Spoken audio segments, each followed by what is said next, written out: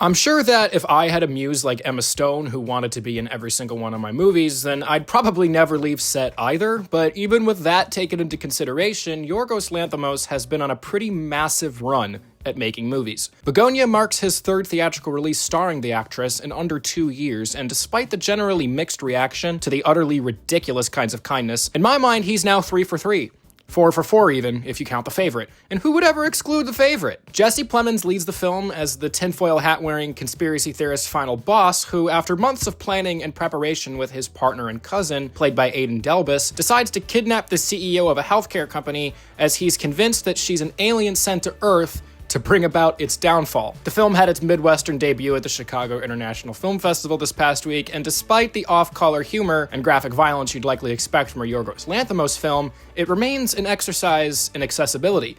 A breath of fresh air, if you ask me, after Kinds of Kindness. Jerskin Fendrix returns as the composer of the film and leans far heavier into fortissimo, maximalist dread in Bugonia than his previous efforts with Lanthimos. The score isn't always around, but when it is, it's often far more startling than anything you're looking at or thinking about. There is the perfectionist in me that wishes that the timing of the cutting in certain moments was more in line with some of the harder notes in the score, but if this is the level of critique you see me bringing up first in a review, it's a good sign that the film is pretty spectacular. This is without a doubt my favorite performance from Jesse Plemons. For an actor that usually finds himself in more inconsequential supporting roles, as a leading man here, he is utterly sensational. If you can toss aside the more extreme eccentricities of his character that make him very unsettling at times, he is a deeply sympathetic representation of the common man or woman whose entire life is in a way dependent on the Emma Stones of the world who have no interest in their mind except their own. His dynamic with newcomer Aidan Delbus was one of my favorite aspects of the film, and even with performing alongside two giants of their craft,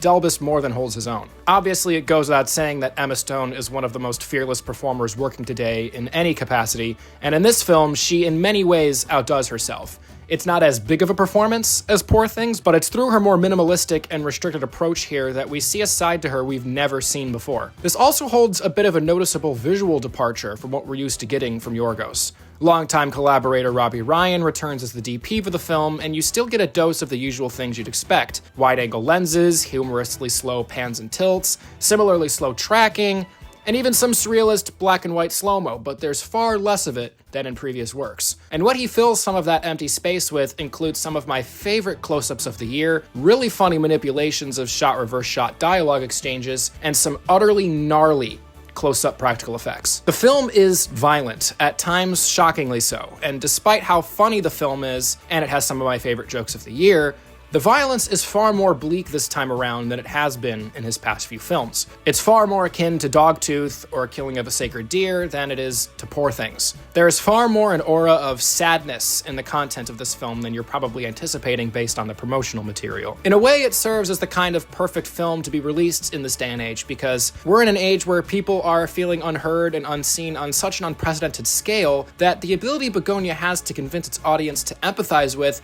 and in a way root for people making utterly deplorable decisions is in a pretty fucked up way kind of exactly what we need. To make a long point short, if you're looking for a film that leaves you feeling more hopeful about where the modern state of activism and protest is headed, go watch One Battle After Another again. The film also, to its credit, remains pretty staunchly grounded.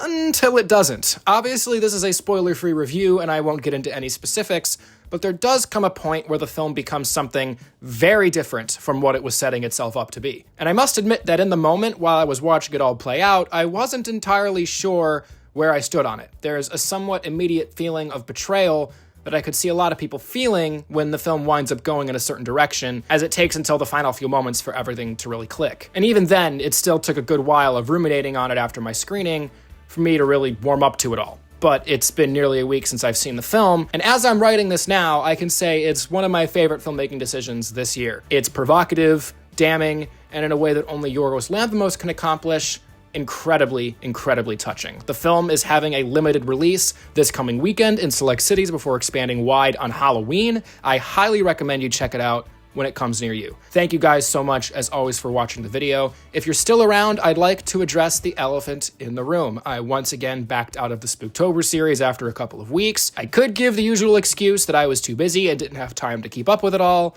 but the real truth is that I just didn't like the quality of my writing in that time because of how rushed I felt, and it was my own fault. I absolutely adore discussing cinema with you all and even making it myself, but putting such a strict regimen on it like that makes me have even more imposter syndrome than I normally have anyway. So from now on, I will still be covering cinema regularly, obviously, if not here, all the other places that I have linked below, but it will be at my own pace and with films I feel called to discuss. Thank you all again.